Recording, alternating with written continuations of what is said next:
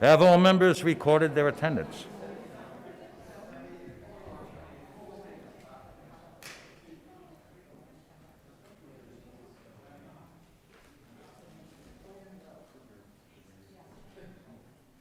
Clerk will please lock the machine. There are 35 members present. There is a quorum. I call on Madam Whip. Thank you, Mr. President. I move that we adjourn last Tuesday's session without objection. Whip Goodwin moves that we adjourn last Tuesday's session. All those in favor, please indicate by saying aye. Those opposed, nay. The ayes have it. Last Tuesday's session is adjourned. The clerk will please unlock the machine.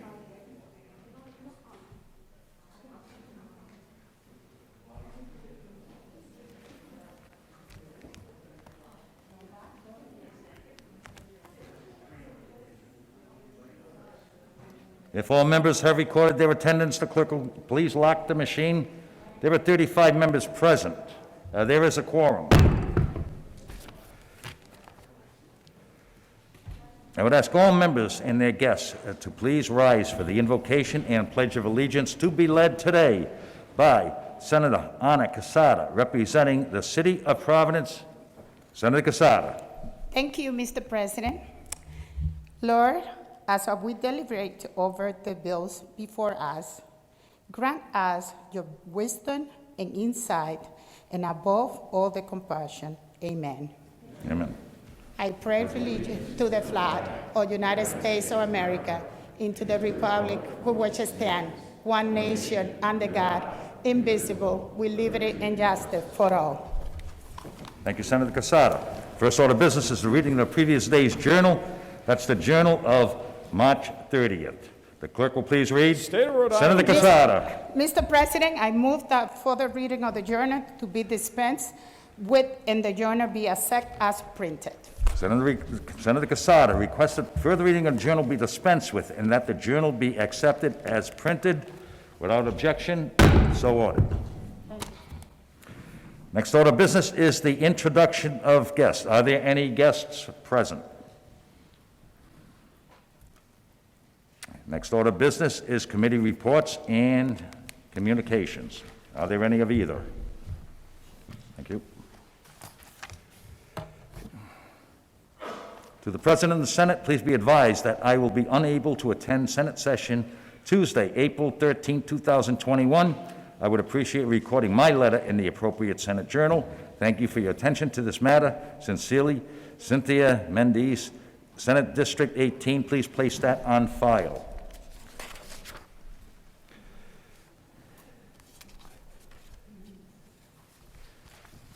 An appointment by the governor. His Excellency the Governor transmits the following appointment and requests the advice and consent of the Senate.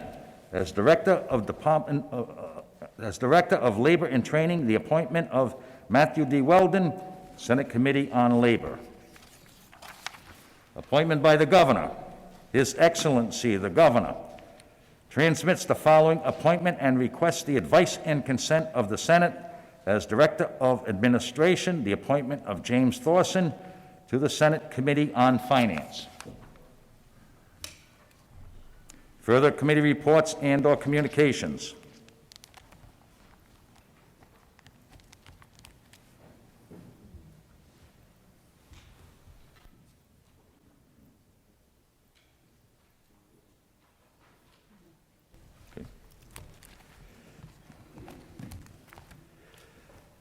Next order of business is new business. We have a resolution by Senator Gail Golden, a Senate resolution commemorating Holocaust Remembrance Day on April 8th, 2021, and recognizing the 73rd anniversary of Israel's establishment. Senator Golden. Thank you. May I have that motion read? Senator Golden requests that the resolution be read. The clerk will please do so. Senate resolution commemorating Holocaust Remembrance Day on April 8th, 2021, and recognizing the 73rd anniversary of Israel's establishment. Whereas Holocaust Remembrance Day, Yom HaShoah, which begins at sunset on the 27th day of the month of Nisan, corresponding to April 7th, 2021, as a solemn day of remembrance, honoring the victims of the Holocaust and those who showed resistance and amazing heroism during this horrendous period in our world's history.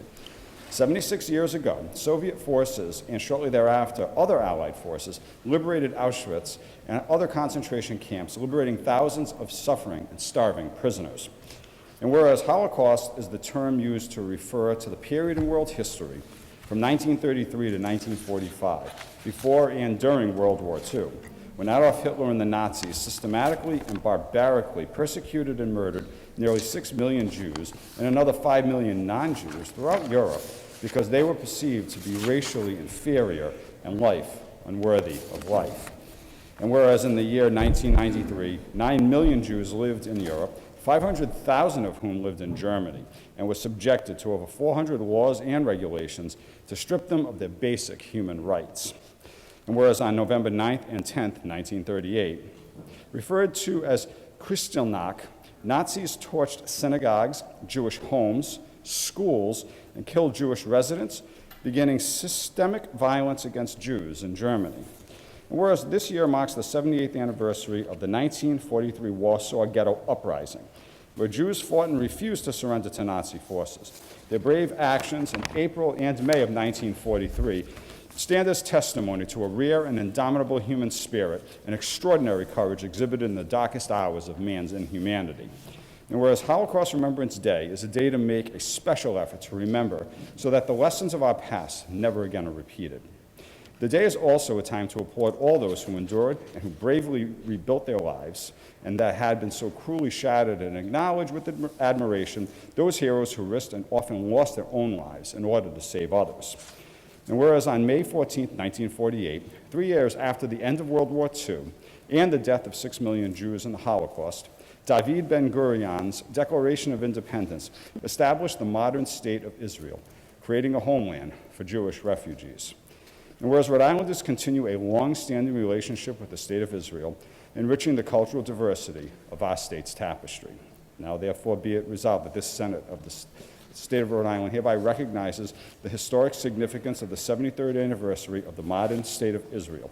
And be it further resolved that the Secretary of State be and she is hereby authorized and directed to transmit duly certified copies of this resolution to the United States Holocaust Museum, the Sandra Bornstein Holocaust Memorial Education Center, Board of Rabbis of Greater Rhode Island, Mr. Adam Greenman, President and CEO of the Jewish Alliance of Greater Providence, and Avi Neville, Director, President, and CEO of the Rhode Island Israel Collaborative. Senator Golden.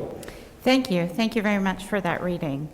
I am a product of my upbringing. I'm named after my great aunt and uncle who were murdered along with millions of others in the Holocaust.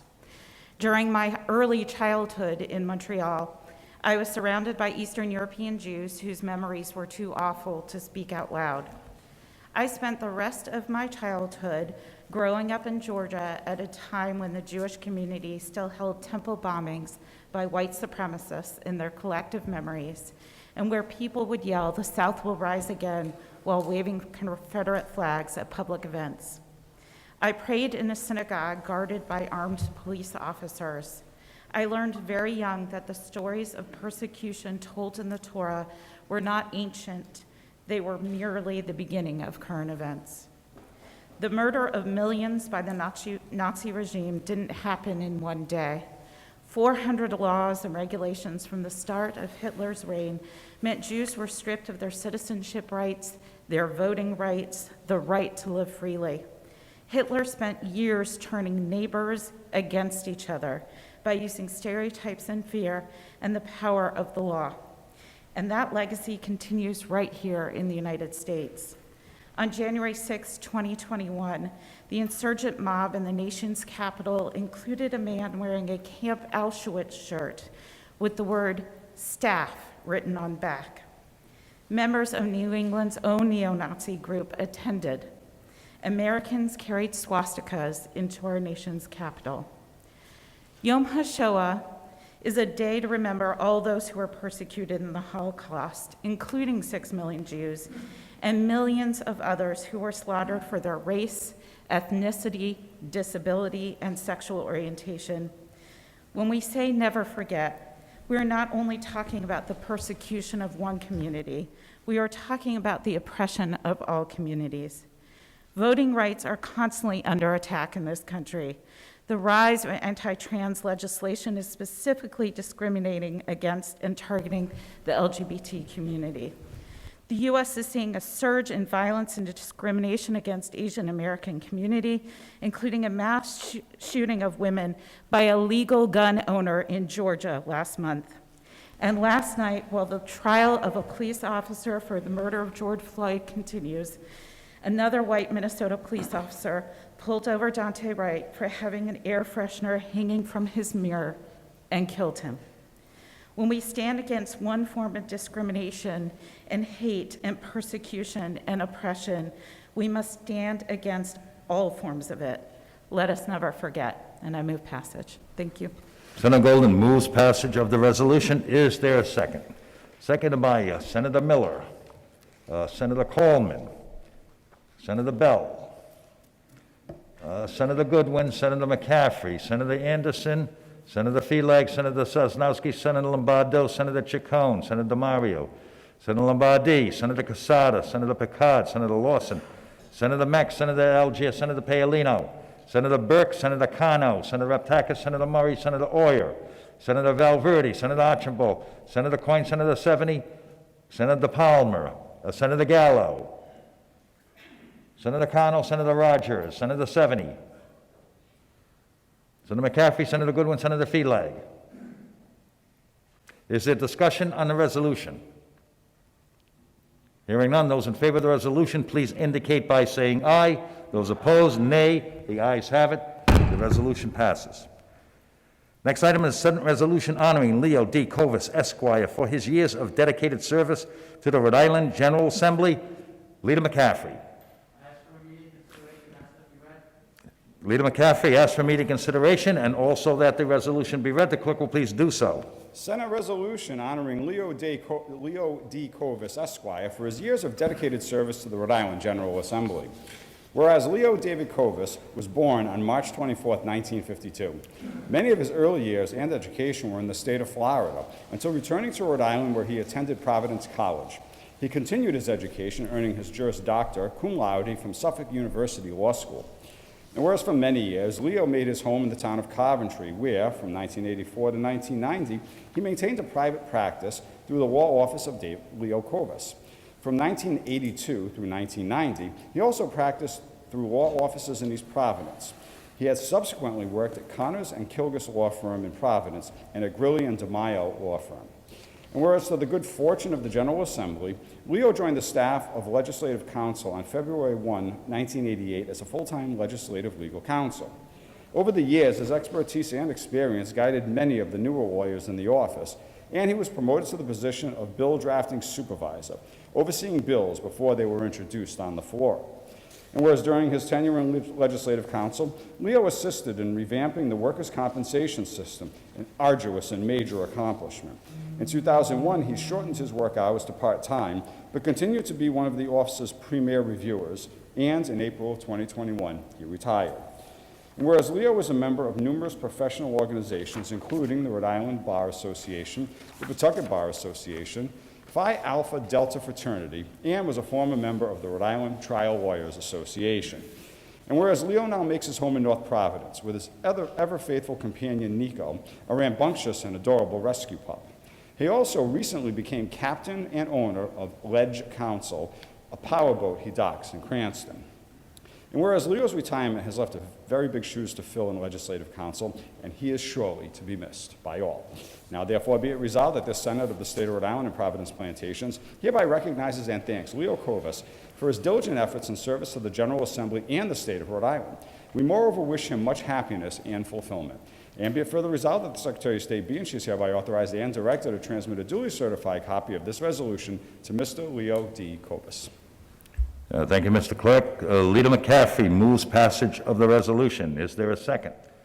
seconded by Senator Gallo, Senator Lombardo, Senator Goodwin, Senator Chacon, Senator Flatt, Senator Sosnowski, Senator DeMario, Senator Lombardi, Senator Coleman, Senator Lawson, Senator Picard, Senator Algier, Senator Anderson, Senator Burke, Senator Archibald, Senator Cano, Senator Valverde, Senator Coyne, Senator De Palma, Senator Raptakis, Senator Murray, Senator Oyer, Senator Miller, Senator Murray, Senator Seveny. Discussion on the resolution. Hearing none, those in favor of the resolution, please indicate by saying aye. Those opposed, nay. The ayes have it. Next item for immediate consideration, a Senate resolution proclaiming April of 2021 to be Sexual Assault Awareness Month in the state of Rhode Island. Senator Mack. Senator Mack would like the resolution read. The clerk will please do so. Senate resolution proclaiming April of 2021 to be Sexual Assault Awareness Month in the state of Rhode Island. Whereas sexual assault is a despicable crime that affects victims, families, and our entire society. Tragically, crimes that are sexually violent in nature continue to rank among the most prevalent in our society and create some of the most widespread public health problems in our communities. And whereas sexual assault affects every child and adult in Rhode Island as a victim survivor, or as a family member, significant other, neighbor, friend, or coworker of a victim survivor. And whereas in the United States, nearly 1 in 5 women and 1 in 67 men have been raped at some time in their lives. Additionally, 1 in 6 boys and 1 in 4 girls is sexually abused before the age of 18. And whereas the year 2021 marks the 20th anniversary of Sexual Assault Awareness Month, and the themes of this year's campaign is, we can build safe online spaces. The campaign asks all of us to create online spaces that are built on the foundational values of practicing consent, keeping kids safe, and supporting survivors of sexual abuse. And whereas we all must work together to educate our communities about what can be done to prevent sexual assault and how we can better support survivors with increased access to medical care, counseling, and support groups. And whereas with leadership, dedication, and encouragement, there is compelling evidence that we can be successful in reducing sexual violence in Rhode Island through prevention education, increased awareness, and holding perpetrators who commit acts of sexual violence responsible for their actions. And whereas it is essential to endeavor to hold forth a vision of a community free from all forms of violence, including sexual violence. Now therefore be it resolved that this Senate of the State of Rhode Island hereby proclaims April 2021 to be Sexual Awareness Month. And be it further resolved that the Secretary of State be and she is hereby authorized and directed to transmit a duly certified copy of this resolution to Ms. Caitlin Green of the National Sexual Violence Resource Center. Thank you, Mr. Clerk. Senator Mack. Yes, and thank you. This is an important piece of legislation for 1 in 8 Rhode Islanders who are victims of sexual assault, and 59% of those who will go unreported. And this year, I was fortunate enough to be able to pass legislation in the Senate Judiciary Committee, or to introduce legislation in the Senate Judiciary Committee to have a Sexual Assault Survivors Bill of Rights, which would have a which would allow for survivors of sexual assault to be informed and protected under the current legislation, informed of rape kits, have survivors advocacy, and be able to terminate all legal ties, and a right to whether or not they convict their assailant. There's also a House companion bill, and I am looking forward to moving forward this important legislation for all Rhode Islanders. Senator Mack moves the resolution. Is there a second?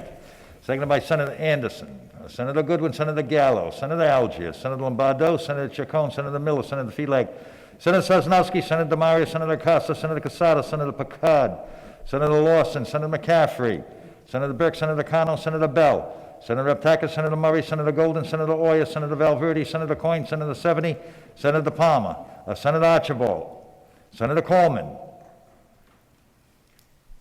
Senator Raptakis, Senator Cano, Senator Paolino. Is there discussion on the resolution? Hearing none, those in favor of the resolution, please indicate by saying aye. Those opposed, nay. The ayes have it. The resolution is adopted. Next item on today's calendar is also by Senator Mack, a Senate resolution celebrating Black Mental Health Week on April 11th through the 17th, 2021 in the state of Rhode Island. Senator Mack. May I have that read? Senator Mack requests that the resolution be read. Senate resolution celebrating Black Maternal Health Week on April 11th through the 17th, 2021 in the state of Rhode Island. Whereas this year marks the 4th annual Black Maternal Health Week, which was founded and is led by the Black Mamas Matter Alliance. This year's theme is claiming our power, resilience, and liberation. And whereas the campaign is observed across the country in order to raise awareness for Black maternal health by enhancing the dialogue, increasing community involvement, and promoting solutions, policies, and research. And whereas national severe maternal morbidity rates have nearly doubled over the past decade, and the incidence of severe maternal morbidity was 166% higher for Black women than white women from 2012 to 2015. And whereas currently very little research exists that examines the root causes of the racial disparities in maternal health in the United States. And whereas in order to improve maternal health outcomes for Black women, systemic change in maternal health care that ensures that the methods used to address implicit bias and racism align with Black women's needs, values, and preferences, and address the ways in which healthcare systems perpetuate inequality is essential. And whereas the Associate Director of the Office of Research on Women's Health stated, understanding the variations and experiences across socio-ecological domains between white and minority women in the United States is important in developing more effective policies and programs to reduce racial disparities in maternal morbidity and mortality, and ultimately save mothers. Now, therefore, be it resolved that this Senate of the state of Rhode Island hereby celebrates Black Maternal Health Week on April 11th through the 17th, 2021, and urges all Rhode Islanders to advocate for effective policies and solutions to eliminate racism, bias, and inequities in maternal care. And be it further resolved that the Secretary of State be and she is hereby authorized and directed to transmit a duly certified copy of this resolution to the Black Mamas Matter Alliance. Thank you, Mr. Clerk. Senator Mack. Yes, and thank you, and thanks to the Senate chamber, which has passed the doula bill legislation for the last few years. And also, there is an item in the governor's budget this year to make sure that we can have doulas covered for those who need them. Doulas have been shown to have decreased medical spending, and also lead to fewer complications. Doulas help every single person, whether or not they are Black or brown. They help every single person, including providers, have better birth outcomes for our future generation of Americans. And with that, I move passage. Senator Mack moves passage of the resolution. Is there a second? Seconded by Leader McCaffrey. Senator Anderson, Senator Miller, Senator Felag, Senator Sosnowski, Senator Gallo, Senator Goodwin, Senator Chacon, Senator DeMario, Senator Acosta, Senator Casada, Senator Picard, Senator Lombardi, Senator Lawson, Senator Algier, Senator Paolino, Senator Archibald, Senator Cano, Senator Bell, Senator Alverdi, Senator Coyne, Senator Seveny, Senator Palmer, Senator Aptakis, Senator Murray, Senator Golden, Senator Oyer. Discussion on the resolution. Hearing none, those in favor of the resolution, please indicate by saying aye. Those opposed, nay. The ayes have it. The resolution passes. Next item by Senator Bell, a Senate resolution expressing condolences on the passing of Alberto Abe Hernandez. Senator Bell. Thank you so much, Mr. President. May I have that read? Senator Bell requests that the resolution be read. The clerk will please read the resolution. Senate resolution expressing condolences on the passing of Abelardo Abe Hernandez. Whereas Abelardo Hernandez, a beloved figure within the Olneyville neighborhood of Providence, has passed away. Born in Guayaquil, Ecuador in 1956, he immigrated to the United States in 1972. He married his high school sweetheart, Maria, and they moved to Providence in 1997. He enriched our state and his local community with his passion for youth sports and community involvement, and strived every day of his life to make his community an even better place in which to live, thrive, and attain the American dream. He leaves behind his wife, children, and grandchildren. And whereas Mr. Hernandez was a pivotal leader in the Olneyville neighborhood, working hard to grow the Olneyville Neighborhood Association, he was a tireless advocate for the needs of Olneyville residents and worked especially hard to advocate for our undocumented neighbors. And whereas Mr. Hernandez was a sport coordinator for Brown University and ran a summer soccer clinic in Providence, for 20 years he ran the popular Guatemala Soccer League, which provided an escape for many people from places like Central America, South America, and Africa as they navigated through the roadblocks and opportunities of their new home and country. Mr. Hernandez served as a beloved mentor for countless young people. And whereas Mr. Hernandez was taken from us far too soon. Now therefore be it resolved that this Senate of the State of Rhode Island hereby expresses its deepest condolences on the passing of Mr. Abelardo Hernandez, and be it further resolved that the Secretary of State be and she is hereby authorized and directed to transmit duly certified copies of this resolution to Mary Bell Martinez and the Hernandez family. Thank you, Mr. Clerk. Senator Bell. Thank you so much, Mr. President. This is, I don't do many of these resolutions. This is, in fact, the first one I've done since being elected to the Senate. But I felt moved to do it in this case because of the incredible contributions that Abelardo Hernandez gave to the Olneyville community and to the city of Providence. So many of my constituents talk continually about the work that he's done, not just through the Guatemala Soccer League, but the work he did to build up the Olneyville neighborhood, to build the community of the neighborhood, to show the neighborhood that it mattered and it had power, and it mattered for our whole state.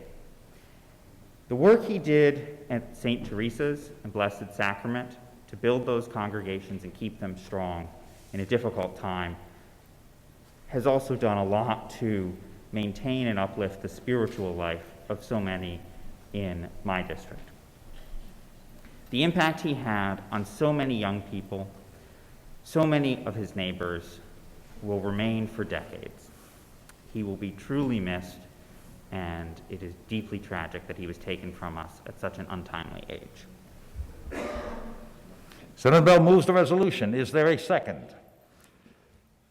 Seconded by Senator Anderson, Senator Feelike, Senator Chacon, Senator McCaffrey, Senator Gallo, Senator Lombardo, Senator Mario, Senator Costa, Senator Casada, Senator Lombardi, Senator Mack, Senator Algier, Senator Burke, Senator Sosnowski, Senator Archibald, Senator Cano, Senator Paolino, Senator Valverde, Senator Coyne, Senator Palmer, Senator Murray, Senator Golden, Senator Oya, Senator Lawson. Discussion on the resolution. Also Senator Miller and Senator Raptakis. Discussion on the resolution. Hearing none. Those in favor of the resolution, please rise.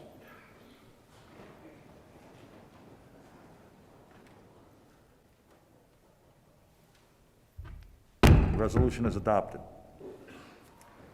Next item is by Senator Cano, a Senate resolution expressing condolences on the untimely passing of the Honorable Arma Ampunsa. Senator Cano. Thank you, Mr. President. Can I have that resolution be read, Senator Cano please? requests that the resolution be read.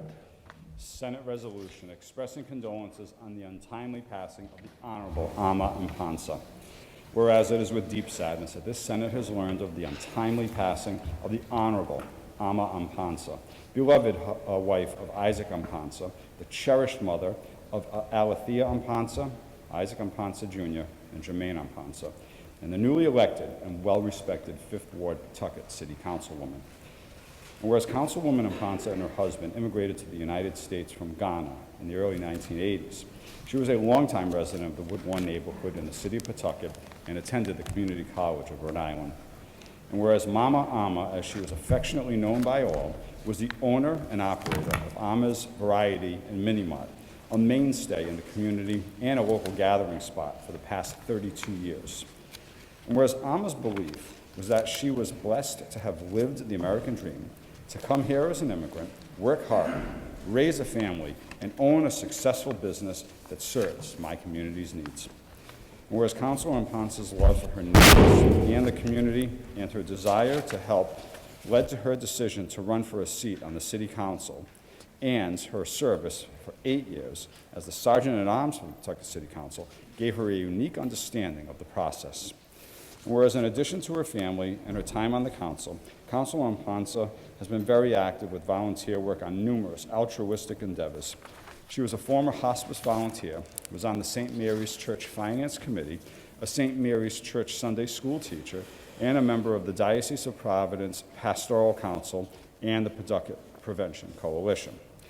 Whereas described by her neighbors as a superwoman and beloved, Councilor Ampunsa surely left Pawtucket a far better place because of her life's endeavors, and her integrity and determination enriched the lives of all who knew her and set a standard for excellence in public service that is an inspiration to us all. She will be dearly missed. Now therefore be it resolved that this Senate of the State of Rhode Island hereby expresses its deepest sympathies on the passing of the Honorable Ama Ampansa. And be it further resolved that the Secretary of State be, and she is hereby authorized and directed to transmit a duly certified copy of this resolution to Mr. Isaac Ampansa and family. Thank you, Mr. Clerk. Senator Cano. Thank you, Mr. President, members of the Senate. So this is a truly emotional one for me. We lost a friend, a warrior, a beautiful soul, a woman of faith and full of love, a role model for the community, a true public servant, our city council member, and a mom for many members of the community, Mama Ama Aponsa. She was a blessing in my life. I am heartbroken, to say the least. Mama Ama left us on Easter, which was also her birthday. She will be dearly missed by all of us, but our Pawtucket community is not only gonna miss her, but it's mourning. We love you, Mama Ama. Mama Ama touched so many people's hearts and life. She touched mine in the most beautiful way. Mama Ama empowered me to be better, to always believe and have faith, even in the darkest and most difficult times. She was caring and thoughtful. When I was in the city council, she was always there as a city sergeant, and she left candy on everyone's seat. That little detail was her way. She was always showing with little acts how sweet and caring she was. She was there for me when I faced lack of confidence at the beginning of my council journey. She would make me feel better every time. Little story about Mama Ama. I once told her how beautiful her dress was, and I would love one like it. She came to my house soon after I said that. She took my measurements, and then she surprised me with a beautiful handmade dress. She loved her culture. She wanted everyone to appreciate it. I certainly do and treasure that beautiful dress until this day, but it's not about the dress. It's about how much love she showed in everything she did.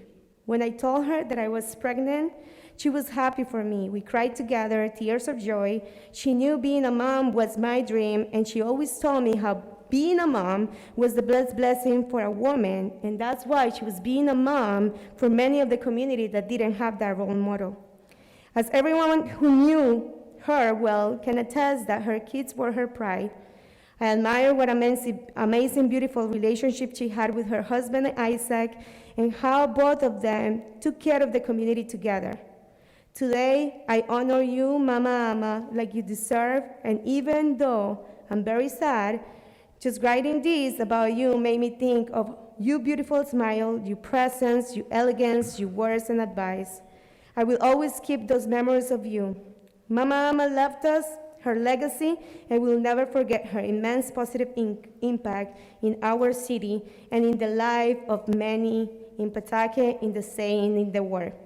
May Mama Ama rest in peace, and with that, I move the resolution. Senator Cano moves passage of the resolution, seconded by Senator Coleman. Senator McCaffrey, Senator Goodwin, Senator Gallo, Senator Miller, Senator Lombardo, Senator Chacon, Senator Sosnowski, Senator DeMario, Senator Costa, Senator Casada, Senator Picard, Senator Lombardi, Senator Lawson, Senator Mack, Senator Felag, Senator Anderson, Senator Algier, Senator Paolino, Senator Burke, Senator Archibald, Senator Bell, Senator Valverde, Senator Coyne, Senator Seveny, Senator De Palma, Senator Ratakis, Senator Murray, Senator Golden, Senator Oyer, Senator Dela Cruz, Senator Rogers. Discussion on the resolution, Senator Coleman. Thank you, Mr. President, members of the Senate. I wanted to add briefly to what has already been said here. I think it is quite an extraordinary thing when one person can mother a neighborhood and mother a city, and as the resolution said, and as Senator Cano also expressed, to be known as Mama Ama to a city of 72 to 78,000 people, depending on how you count it, that's a pretty amazing testament to the power of love and acceptance. Ama's store is not that far from my house, and you could go in there anytime from early in the morning till late at night and find her there, not only meeting the material needs of the community through what she was selling, but also the emotional and the spiritual needs, all kinds of counsel. The number of times that I would go in to hear her dispensing advice, but more importantly, love to whoever came through was really a profound marker of community. And She is a role model of that transformative power of love. So, thank you. Thank you very much, Senator Coleman. Further discussion on the resolution? Hearing none. Those in favor of the resolution, please rise.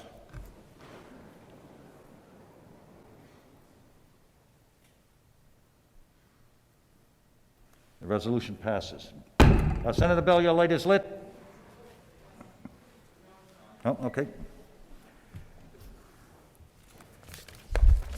Okay, that brings us to our consent calendar. Senator McCaffrey moves the consent calendar. Seconded by Senator Algier. The clerk will please unlock the machine.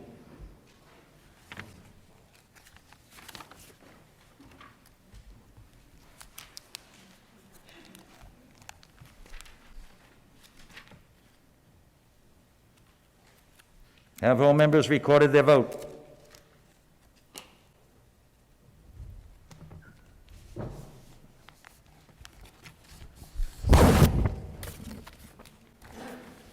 Clerk will please lock the machine. There are 35 votes in the affirmative, none in the negative, and the consent calendar is adopted. That brings us to today's regular calendar. Item number 1 is the appointment of the Honorable Sabina Meadows as Lieutenant Governor of the State of Rhode Island. Chairwoman Coyne. Thank you, Mr. President. I rise in support of the appointment of Sabina Meadows to serve as Lieutenant Governor. Ms. Meadows will bring a wealth of crucial firsthand experience to the office of Lieutenant Governor. She's served for several terms on the Providence City Council, working her way through leadership roles to the position of president, when in 2019 she became the first Latina and fourth woman to ever hold the post. This experience in municipal government will be a tremendous asset to the Lieutenant Governor's office. Should Ms. Meadows' appointment earn Senate approval today, she will be the first Latina and first woman of color to serve as Lieutenant Governor of Rhode Island. In addition, she will be only the second woman in history to serve in that role. In testimony before the Judiciary Committee, Ms. Meadows was universally praised for being a devoted, knowledgeable, and tireless public servant. She has earned the reputation of being dedicated to improving the community and for working to better the lives of all those she serves. Most recently, Ms. Meadows was recognized for being a leader in Providence's effort to navigate through the COVID-19 pandemic. She went above and beyond her duties on the council to help seniors, business owners, and nonprofits steer through the difficult and uncertain times. Her leadership ability to act decisively and focus on a common goal was absolutely paramount during the course over the past year. I am pleased to report that the Senate Judiciary Committee voted last week in unanimous support of this appointment. I move the nomination and ask that the Senate join me in granting advice and consent to Sabina Meadows. Senator Coyne moves the advice and consent of Sabina Meadows as Lieutenant Governor of the State of Rhode Island. Is there a second? Seconded by Leader McCaffrey, Senator Goodwin. Senator Gallo, Senator Lombardo, Senator Anderson, Senator Felix, Senator Sosnowski, Senator Chacon, Senator Lombardi, Senator Burke, Senator Coleman, Senator Lawson, Senator Mack, Senator DeMaria, Senator Costa, Senator Casada, Senator Picard, Senator Miller, Senator Valverde, Senator Seveny, Senator De Palma, Senator Algier, Senator Paolino, Senator Dela Cruz, Senator Rogers, Senator Bell, Senator Archibald, Senator Cano, Senator Raptakis, Senator Murray, Senator Golden, and Senator Oyer. Discussion on the nominee. Senator Bell. Oh.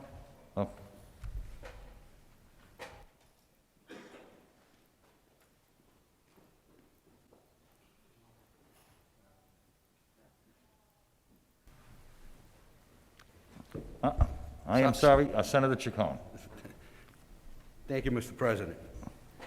I am honored to rise to second the nomination of my constituent, Sabina Meadows, to serve as Lieutenant Governor of Rhode Island. Senator Chacon, excuse me, is your mic?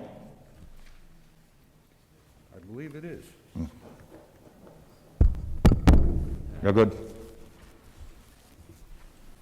I'd like to start by echoing some of what Chairman Coyne just said.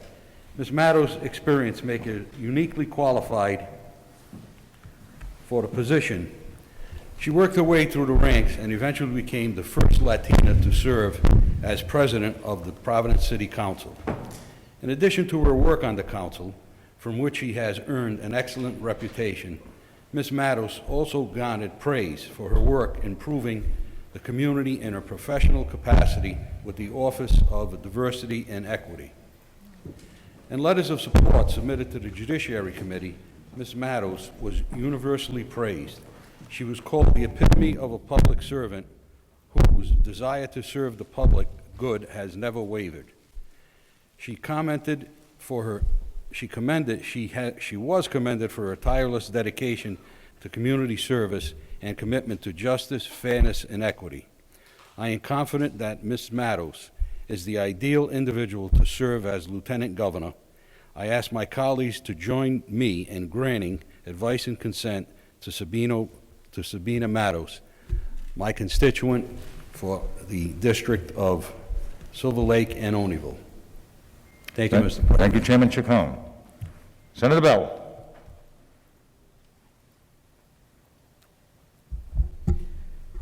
Thank you so much, Mr. President. I'm honored to rise to second the nomination of my friend, Council President Sabina Matos, for the office of Lieutenant Governor. When Governor McKee was Lieutenant Governor, he transformed the office of Lieutenant Governor by focusing on one of its key roles, which is as the chairman of the Small Business Advocacy Council. And so what I want to talk about is some of the work that Sabina Matos has done for the small business community. Work that shows that she is the right person to serve in this role, the role of being the chief advocate for small business in the state of Rhode Island. Sabina Matos works tirelessly. Whenever the business community of Olneyville has problems that need to be solved, and there are many. Running a small business in the city of Providence is not easy, particularly when there are language barriers, complex regulatory issues, and a bunch of complicated challenges that need to be solved. And Sabina Matos is always there to solve the challenges and help advance the cause of the business community in Olneyville. Time after time, I've heard from business owners in my district about how much the work she has done to help them navigate the difficult process of starting a small business made it possible when otherwise it wouldn't be.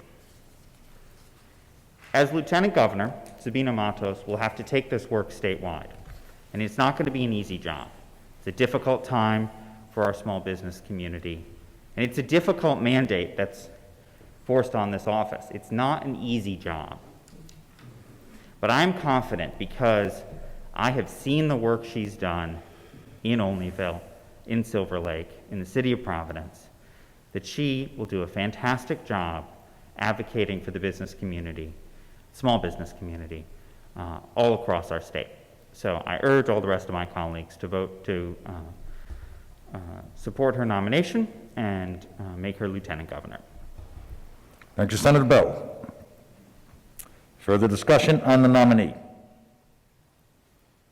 Senator Cano.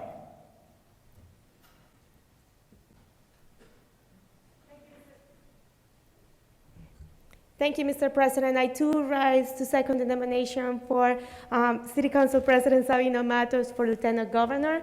I think that, as it has been said already, it is a historic moment for Rhode Island, not only for women, but for the minority community. So I congratulate her, and I am very looking forward to working with you. So thank you. Thank you, Senator Cano. Further discussion on the nominee? Hearing none. Will the Senate provide its advice and consent on the nomination of the Honorable Sabina Matos as Lieutenant Governor of the state of Rhode Island? The clerk will please unlock the machine.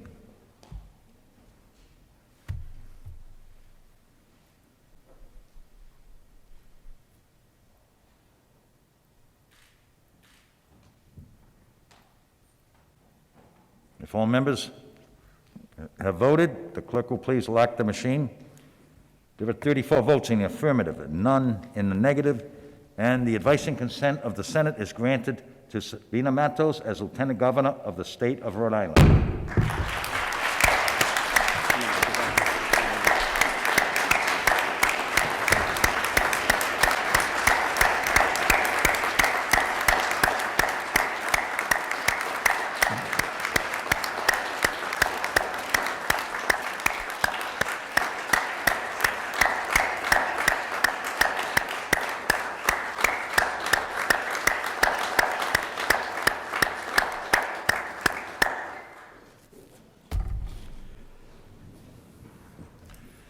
If we can revert back to introductions, I want to call on Senator Casada. Thank you, Mr. President. For me, it's a great honor to be here today and to be able to present Sabina Matos as a fellow Dominican, as a woman of color, as a politician, as a leader in the community. I know Sabina for many years, and I know, and I don't have no doubt, that you're going to do a wonderful job. Now I would like to introduce our new Lieutenant Governor, Sabina Matos.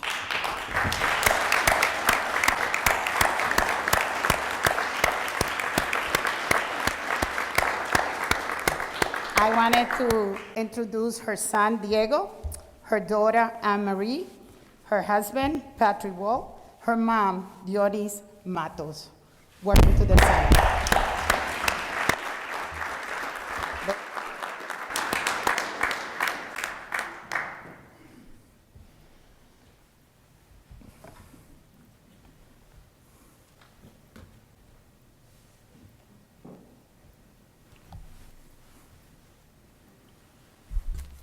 With you, our new Lieutenant Governor, Sabina Matos.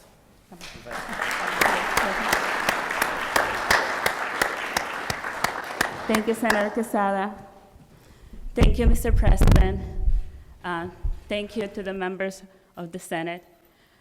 It's truly an honor for me to be here in front of you, and I wanted to thank you for your trust and your confidence on me.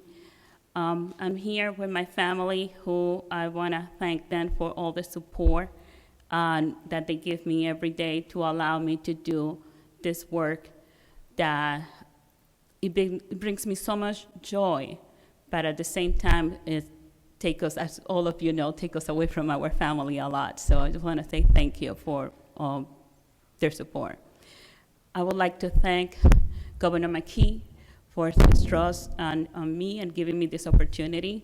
It's not lost on me that this is a historic moment, and I also, the weight of the office and the challenge that is presented to me. I promise all of you to work really hard to make you proud of this vote, of this decision. I'm looking forward to having the opportunity to sit down with each one of you and to learn more about the issues that are happening in your communities, in your district. I promise you that you're always going to have someone that's willing to listen and to sit down and find common ground and common areas in which we can work together. I also would like to thank my Senator Chicon, for the wonderful introduction and for your support. It really means a lot to me to count with your support. Thank you, Senator Bell. We have been working together a lot in the O'Neill neighborhood. Thank you for those words. And I would like to thank the Chairwoman Coyne and the members of the committee for their trust and support. Thank you. It's truly an honor, and I promise you to work really hard to make you proud. Thank you.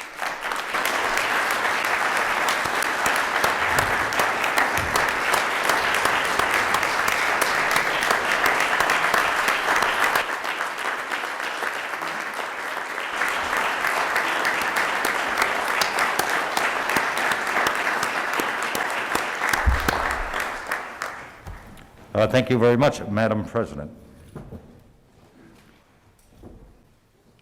Item number 2 on today's calendar is Senate Bill 22 by Senator Sosnowski, an act relating to public utilities and carriers net metering. Madam Chair. Thank you, Mr. President. This act would amend the maximum peak load of allowable capacity for the net metering systems in at the Block Island Utility District and the Pascoag Utility District not to exceed a maximum peak load set by the utility district based on its operational characteristics, subject to commission approval. We did receive a letter in support from the New Shoreham Town Council, as well as a letter in support from DPUC and PUC, and I would move passage. Senator Sosnowski moves passage of the act. Is there a second? Second by Leader McCaffrey. Senator Lombardo, Senator Chacon, Senator Felag, Senator Lombardi, Senator Coleman, Senator Lawson, Senator DeMario, Senator Casada, Senator Pearson, Senator Picard, Senator Burke, Senator Archibald, Senator Bell, Senator Valverde, Senator Coyne, Senator Coleman, Senator Casada, Senator Seveny, Senator DePalma, Senator Oyer, Senator Rogers, Senator Coleman, Senator Algier. Senator Lombardi, your light is lit.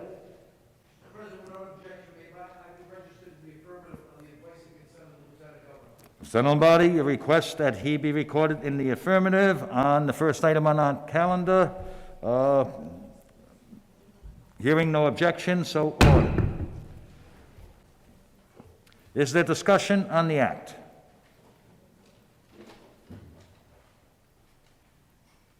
Hearing none, the clerk will please unlock the machine.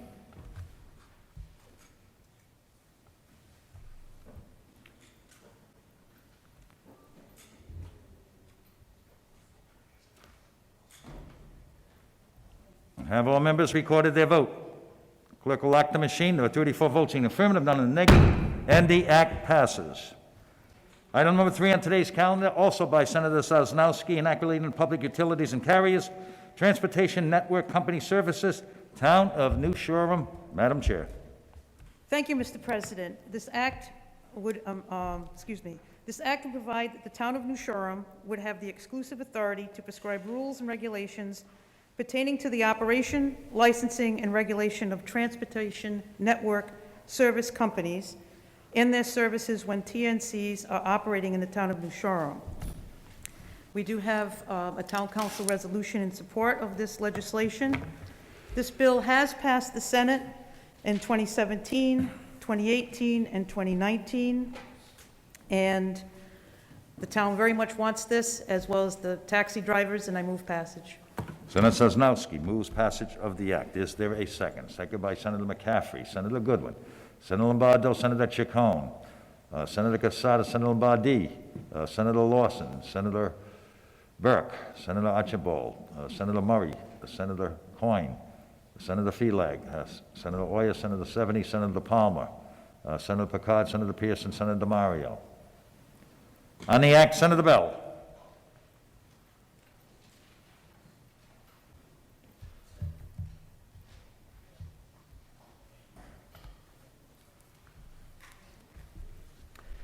Thank you so much, Mr. President. I rise in opposition to this legislation. You know, often when you read a bill, you see something that looks reasonable on the surface, but during the committee process, more details are revealed. And I was in committee a couple of years ago now when I heard this bill and heard testimony that the intent of this legislation is to apply the same regulations that are currently applied to taxi drivers in Block Island to Uber and Lyft drivers. And specifically, one of those regulations that we heard a couple years ago now in committee is the requirement that the driver be registered to vote on Block Island, I believe, for 5 years. And in the resolution, or in the press release touting passage of this law a couple years ago, those specific requirements were specifically listed as part of the intent of the legislation. And that is what I find concerning about this legislation. The taxi industry, and including Uber and Lyft, which are part of the same broader industry, is an industry that heavily attracts non-citizens and recent citizens. And it is a very heavily immigrant workforce. And explicitly excluding all non-citizens, all recent citizens, from an industry in which they disproportionately are employed in, is, I believe, discriminatory. Moreover, the intent of this legislation, I believe, is to exclude the summer workforce on Block Island from being able to work in this industry. Every summer on Block Island, a number of workers who usually reside on the mainland come to the island to work for the summer tourism industry. And this workforce is disproportionately more diverse than the full-time residents. Excluding this workforce from being able to participate in the taxi industry, I believe, is problematic. And I think that we, as a state, should strive to welcome our non-citizens, welcome our recent citizens, welcome the immigrant community. And it's important that we offer jobs and that we not pass legislation like this, excluding them from an industry in which they disproportionately work. Final thing I want to offer is that there is a transportation crisis on Block Island. And I understand that it is quite lucrative to be a taxi driver. I understand why the small group of taxi drivers who have been allowed to run transportation on the island want to preserve this current system because it is very lucrative for them. But the flip side of it is that the costs are very, very high to get around the island. And it's a crisis, and it's a crisis that the island needs to take seriously. Now, fortunately, the new town government is discussing the possibility of moving forwards with public transportation and RIP-to-bus service. I think that's a great idea, and I hope it ultimately happens. But I believe that this legislation, in addition to some discriminatory effects, would also worsen what is already a severe transportation crisis on Block Island. So with that, I will be voting in opposition to this legislation. Thank you, Senator Bell. Further discussion on the act. Senator Sosnowski. Thank you, Mr. President. All due respect to Senator Bell for his opinion on this issue. I would just like to share with the body that the town of New Shoreham has regulated taxi cab drivers on the island since 1929. And this is an income for many retirees. And I want to say that this bill does support Block Island's local taxi owners, provides jobs for the local population. And I have to say that Block Island is one of the most open, welcoming, and friendly communities in our state and our nation. So I would disagree with a lot of the statements that Senator Bell made. And one thing that I would say that the new town council is exploring mass transit on the island. They are working with the taxi drivers on that. And I hope my colleagues will vote for this bill. Thank you. Thank you, Senator Sosnowski. Further discussion? Hearing none, the clerk will please unlock the machine.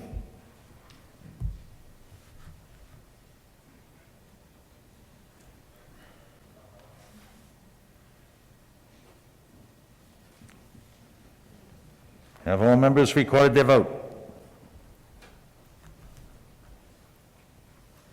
The clerk will lock the machine. There were 33 votes in the affirmative, 2 in the negative, and the act passes.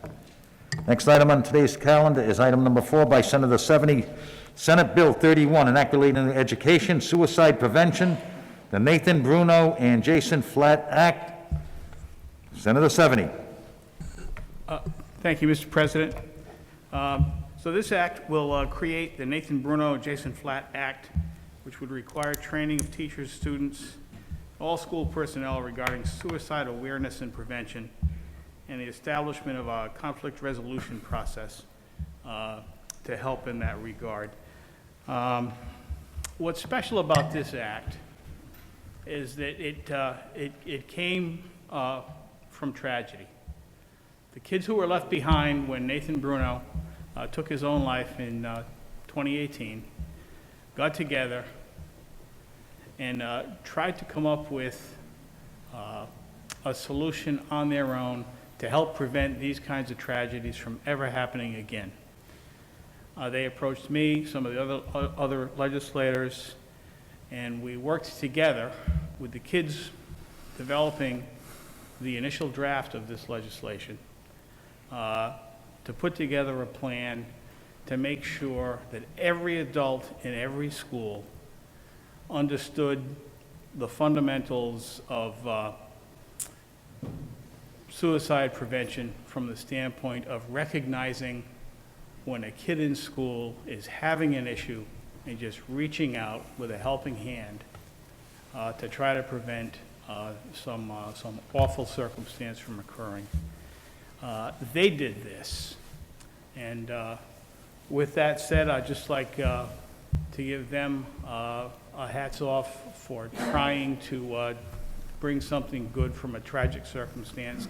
And with that, Mr. President, I would move passage. Senator 70 moves passage of the act, seconded by Leader McCaffrey, Senator Lombardo, Senator Miller, Senator Felix, Senator Sosnowski, Senator Chacon, Senator Lombardi, Senator DeMario, Senator Casada, Senator Picard, Senator Lawson, Senator Goodwin, Senator Mack, Senator Anderson, Senator Burke, Senator Paolino, Senator Archibald, Senator Connell, Senator Bell, Senator Raptakis, Senator Murray, Senator Golden, Senator Oyer, Senator Valverde, Senator Coyne, Senator De Palma, Senator Mack, Senator Gallo. Discussion on the act. Hearing none, the clerk will please unlock the machine.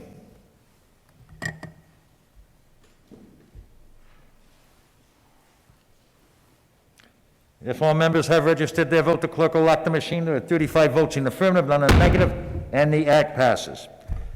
Item number 5 on today's calendar, Senate Bill 79, an act relating to education. Senator Cano. Thank you, Mr. President. This act will remove the requirement that the scholarship program cease with the enrollment of the high school graduating class of 2021 at the Community College of Rhode Island.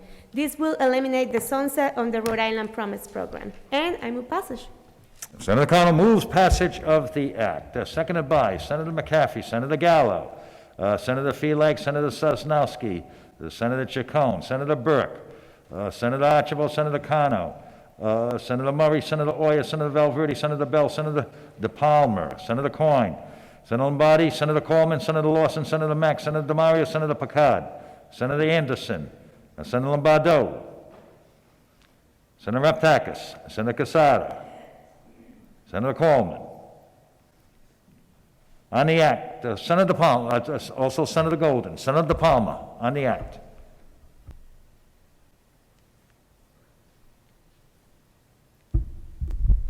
Mr. President, members of the Senate, this is a historic day, I think, with regards to the memorializing the Rhode Island Promise program. I'll be brief. I don't speak on many bills.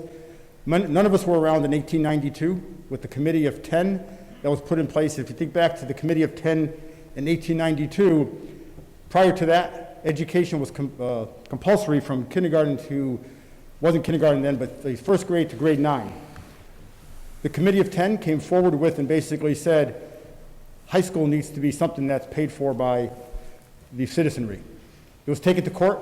I think Kalamazoo, Michigan was where it was taken to court. And going back to the Committee of 10, we now have education from, in Rhode Island anyway, now kindergarten to grade 12. Back then it was first grade through grade 12. With this is historic. Think about how far we've come in 130, 140 plus years almost to now put in place community college free for all Rhode Islanders. And so, Mr. President, I'm glad to be a sponsor of this bill, and I'm glad you put this bill forward. Thank you. Thank you, Senator De Palma. President Gallo. I just wanted to compliment you on doing such a wonderful job in pushing this forward, and to echo what the previous senator was talking about. We need it. It makes a difference. It definitely qualifies students to guarantee jobs, and they all need it, and we need to provide it. So thank you. Thank you very much, Senator. Further discussion on the act? Hearing none, the clerk will please unlock the machine.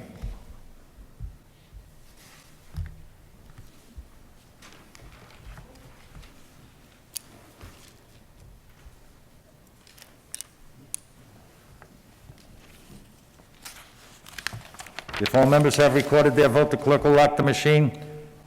There are 33 votes in the affirmative, 2 in the negative, and the act passes.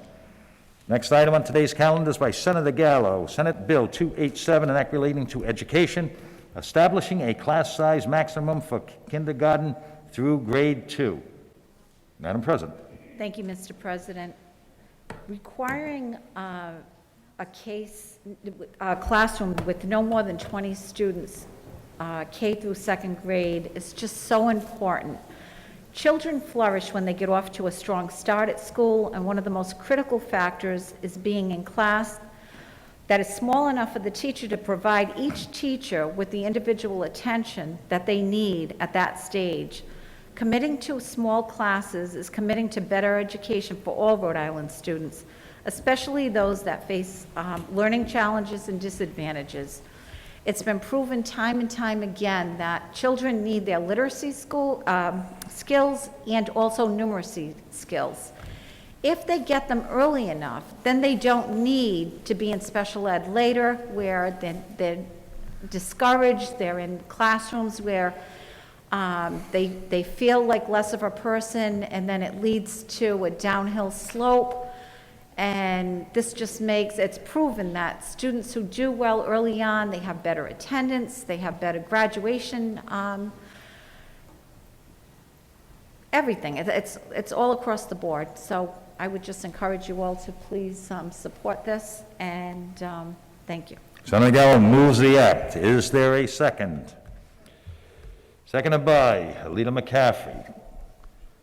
Senator Lombardo, Senator Felix, Senator Sosnowski, Senator Chacon, Senator Cano, Senator DeMario, Senator Lombardi, Senator Coleman, Senator Miller, Senator Anderson, Senator Burke, Senator Lawson, Senator Mack, Senator Casada, Senator Picard, Senator Bell, Senator Valverde, Senator Coyne, Senator Seveny, Senator Palmer, Senator Murray, Senator Golden, Senator Oyer, Senator Coleman, Senator Goodwin.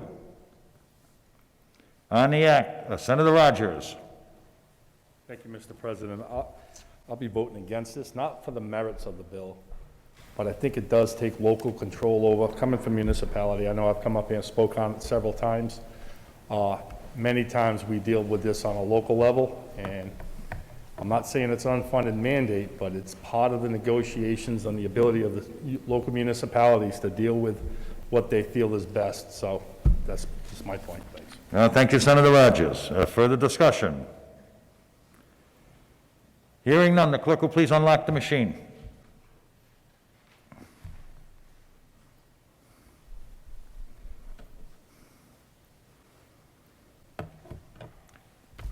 If all members have recorded their vote, the clerk will lock the machine. There were 30 votes in the affirmative, 5 in the negative, and the act passes. Next item is by Senator Cano, Senate Bill 349, an act relating to education, financial literacy. Senator Cano. Thank you, Mr. President, members of the Senate. This act would require the Council of Elementary and Secondary Education, in consultation with the Rhode Island Department of Education, to develop and approve a statewide academic standards for the instruction of consumer education in public schools. And I am so proud to support this bill and to sponsor for the last 3 years. My full-time job is at a financial institution, so I have seen firsthand how people are impacted when they do not have an understanding of how the financial system works. When young people are informed about consumer topics, they are less vulnerable to predatory financial behavior, will result in better economic outcomes later in life. There is a saying, we don't know what we don't know, and that is especially true here. Without an education in personal finance, we could make decisions in our youth that set us up to struggle as adults without even knowing it. This bill promotes equity. It will make sure that students of every educational and economic background receive financial education, because it requires a course to be offered in every high school in the state. I also would like to recognize that this bill has been having bipartisan support, and recognize Senator Paulino for his support all of these years of the financial literacy bill. And I really hope that all of you support me, and I move passage. Senator Connell moves passage of the act. Is there a second? Seconded by Leader McCaffrey, Senator Gallo, Senator Pearson, Senator Goodwin, Senator Chacon, Senator Miller, Senator Felag, Senator Sosnowski, Senator DeMario, Senator Casada, Senator Paolino, Senator Algier, Senator Burke, Senator Archibald, Senator Lombardi, Senator Coleman, Senator Lawson, Senator Picard, Senator Rogers, Senator Valverde, Senator Coyne, Senator 70, Senator DePalma, Senator Raptakis, Senator Murray, Senator Golden, Senator Oyer, Senator Lombardo, Senator Golden, and Senator Valverde. On the act, Senator Paolino.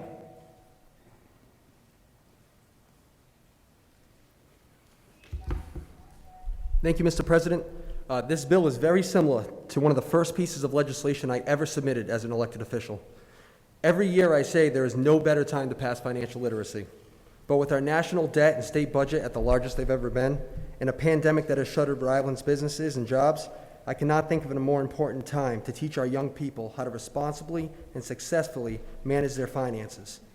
With that, I would like to echo the comments of Chairwoman Cano. I am proud to be a co-sponsor of this bill, and I look forward to witnessing the passage of this legislation. Thank you. Thank you, Senator Paolino. Further discussion on the act? Hearing none, the clerk will please unlock the machine.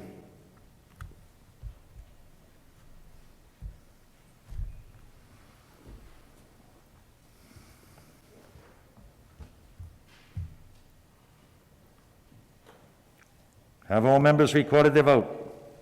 Clerk will lock the machine. There are 35 votes in the affirmative, none in the negative, and the act passes. Item number 8 on our calendar today is by Senator McCaffrey.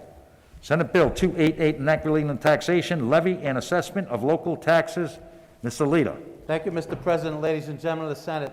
This would remove the sunset provision that we've been continuing the last couple of years and make permanent the exemption from municipal taxes, the construction of a house, until such time as the certificate of occupancy has been issued, and I move passage, Mr. President. Leader McCaffrey moves passage of the act, seconded by Senator Gallo, Senator Lombardo, Senator Felag, Senator Sosnowski, Senator Chacon, Senator Lombardi, Senator Coleman, Senator Lawson, Senator Casada, Senator Picard, Senator Felag, Senator Burke, Senator Archibald, Senator Cano, Senator Raptakis, Senator Coyne, Senator Oyer, Senator Murray, Senator 70, Senator DePalma, Senator Coleman, Senator DeMario, Senator Lombardo,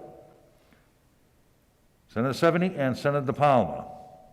On the act, Senator Bell.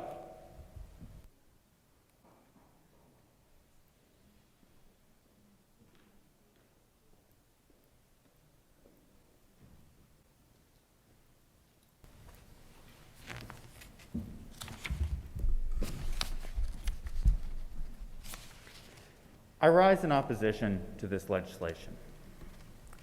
If it were the bill that the leader described, it might be a different story.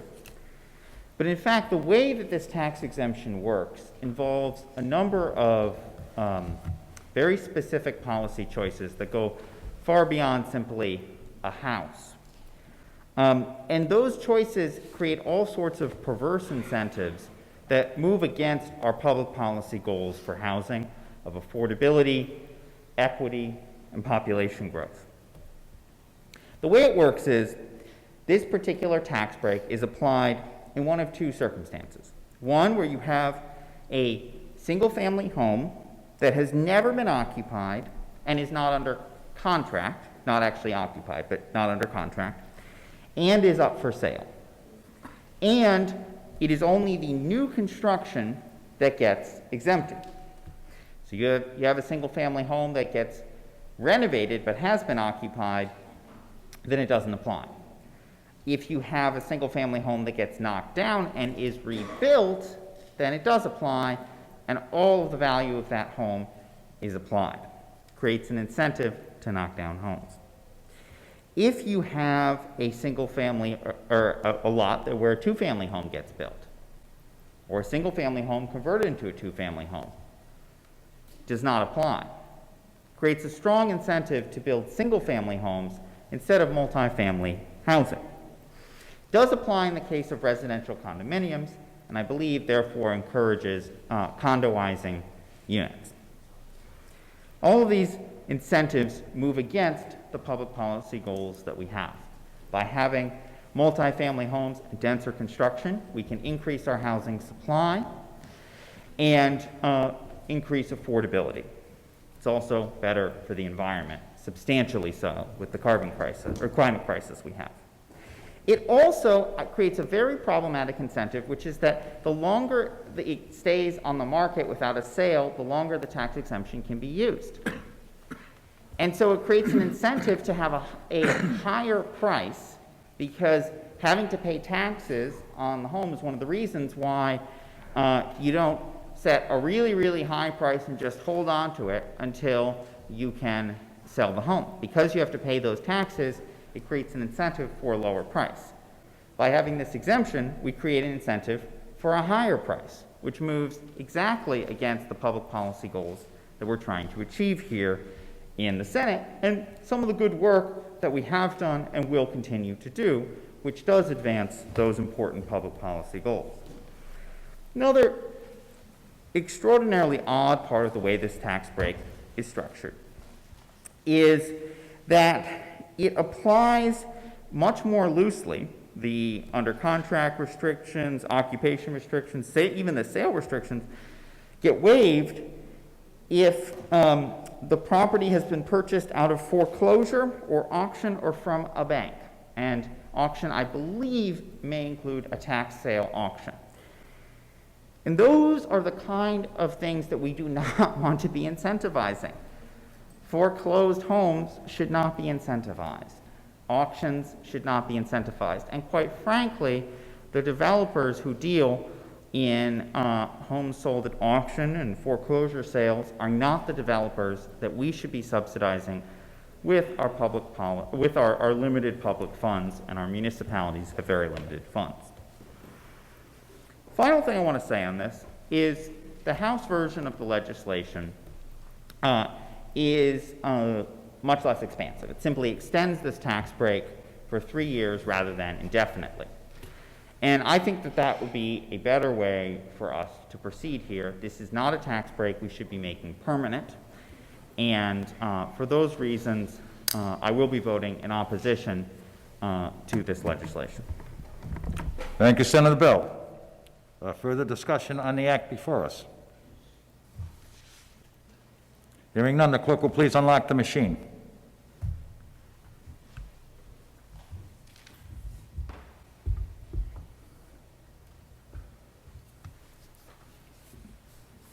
Have all members recorded their vote?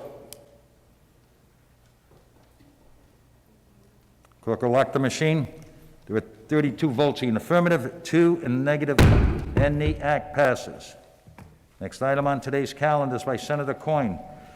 Senate Bill 388, a joint resolution creating a special legislators commission to study and make recommendations regarding the licensing of residential builders and contractors. Madam Chair.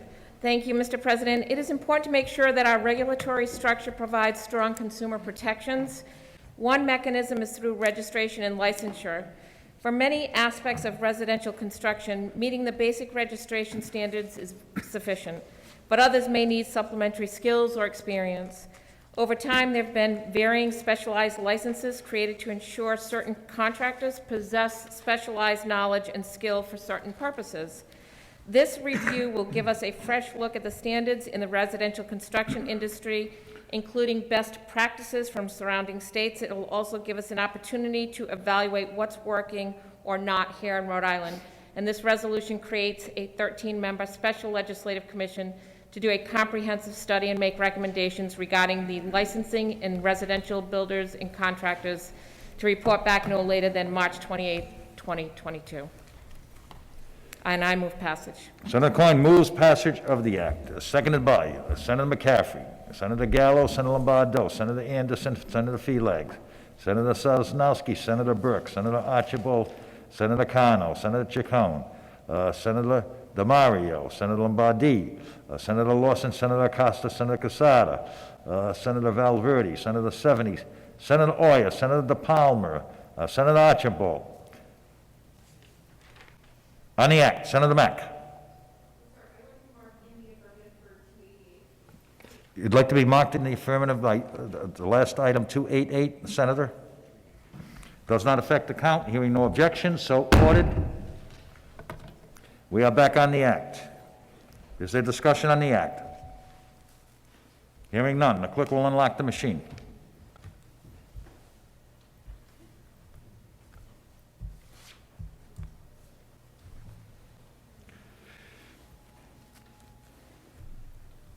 Have all members recorded their vote?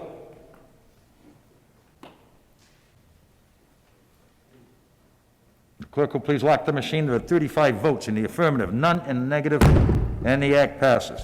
Next item is item number 10, a House Bill 5025, an act relating to taxation, North Smithfield Historic Residence Tax Credit. Senator Murray. Thank you, Mr. President. This would allow North Smithfield historic residence owners to become eligible for historic tax credits as a companion bill to the legislation that we passed 2 weeks ago, and I move passage. Senator Murray moves passage of the act, seconded by Alita McCaffrey, Senator Lombardo, Senator Gallo, Senator Sosnowski, Senator Chacon, Senator DeMario, Senator Anderson, Senator Lombardi, Senator Lawson, Senator Casada, Senator Picard, Senator Burke, Senator Archibald, Senator Algier, Senator Paolino, Senator Dela Cruz, Senator Oyer, Senator Cano. Is there discussion on the act? Hearing none, the clerk will please unlock the machine.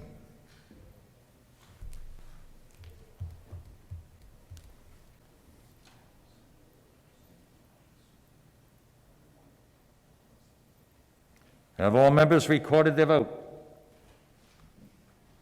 The clerk will lock the machine. There were 33 votes in the affirmative, 1 in the negative, and the act passes. Next item is item 11, House Bill 6130 by Representative Lombardi, an act relating to solemnization of marriages. Leader McCaffrey. Thank you, Mr. President. Without objection, can we bundle bills number 11 through 20? They're all solemnization of marriage bills. Senator McCaffrey requests that we bundle item 11 through item 20. Leader Algier agrees.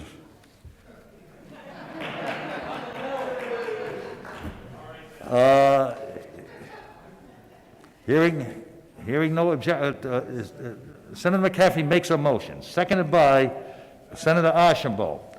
All those in favor of bundling items 11 through 20, please signify by saying aye. Those opposed, nays. The ayes have it. Senator McCaffrey moves. Mr. President. I'm sorry? Move passage. Senator McCaffrey moves passage of items 11 through items 20.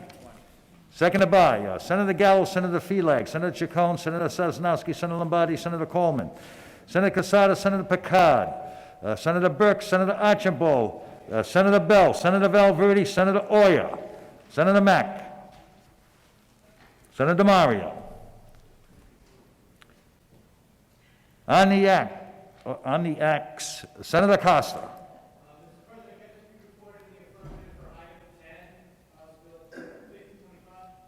Senator Costa requests that he be recorded in the affirmative on item number 10 on today's calendar. It does not affect the outcome. Hearing no objection, so ordered. Back on the bundle items.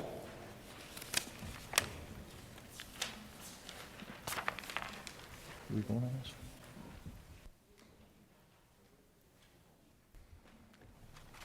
this? Is there discussion on the bundle items?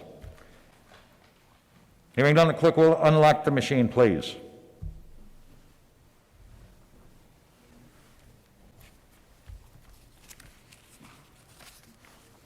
Have all members recorded their vote? Clerk will lock the machine. There are 34 votes in the affirmative, none in the negative, and the bundle items pass.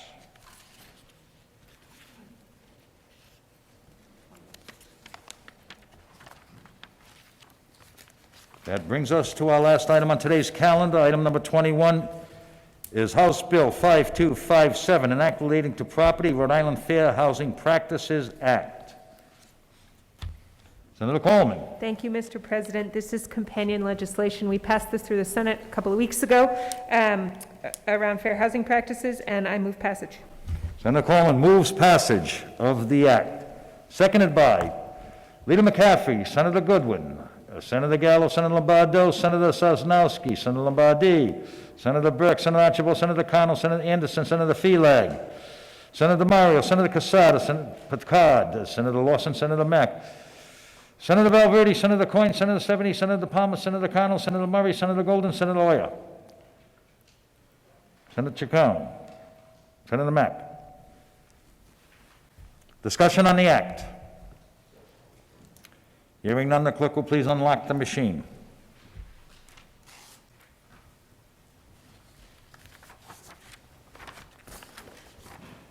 Have all members recorded their vote?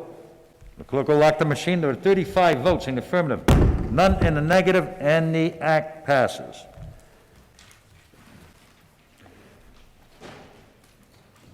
If we can revert back to new business, we have House Bill 5432, Substitute A, an act relating to insurance, accident, and sickness insurance policies, the Mary Ellen Goodwin Colorectal Cancer Screening Act. Chairman Miller. Yes, it's my honor that I was asked on behalf of the Senate sponsor, my dear friend and our Majority Whip, to move passage of Senator Ackerman's 5432, which is the identical bill which is being heard on the House side tonight, Senate Bill 383, the Mary Ellen Goodwin Colorectal Cancer Screening Act. As many of you know, this act was, or a similar act was also proposed and passed in the Senate for 2 years previous to this. And for whatever fortunate reason, the forces that prevented its passage in the past decided to either not speak up or were not reelected. So therefore, I move passage. Senator Miller moves passage of the act, seconded by Leader McCaffrey, Senator Gallo, Senator Lombardo, Senator Chacon, Senator Anderson, Senator Felag, Senator Sosnowski, Senator Burke, Senator Algier, Senator Paolino, Senator Rogers, Senator Bell, Senator Cano, Senator Archibald, Senator Lombardi, Senator Lawson, Senator Mack, Senator Mario, Senator Costa, Senator Casada, Senator Picard, Senator Valverde, Senator Coyne, Senator Stephanie, Senator Palmer, Senator Murray, and Senator Oyer, and Senator Goodwin, of course. Is there discussion on the act? Hearing none, the clerk will please unlock the machine.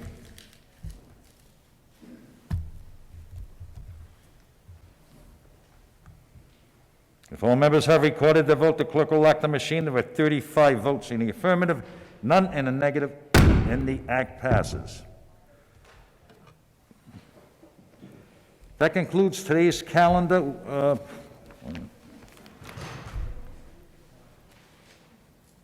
That concludes today's calendar. We now revert to announcements and introductions. Are there any of either?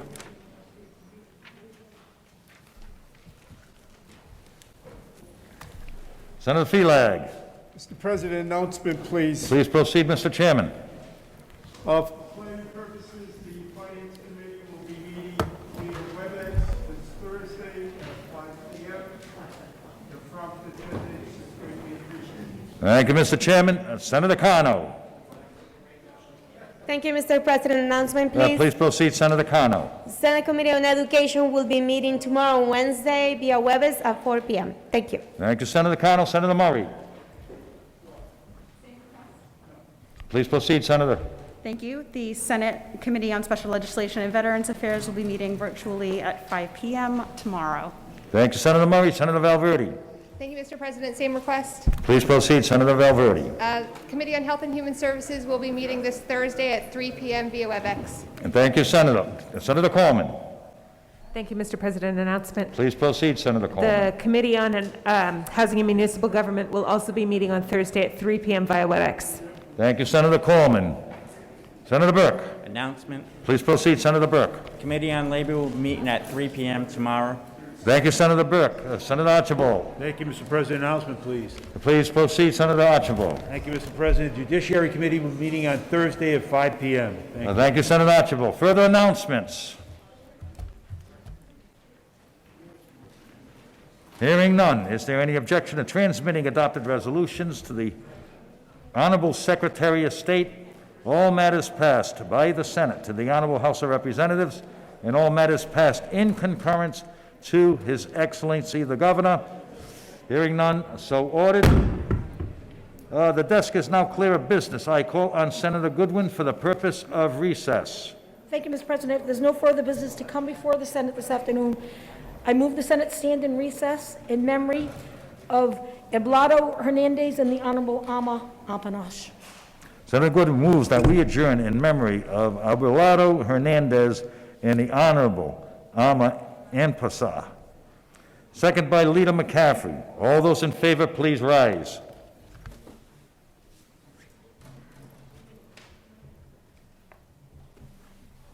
The Senate stands adjourned.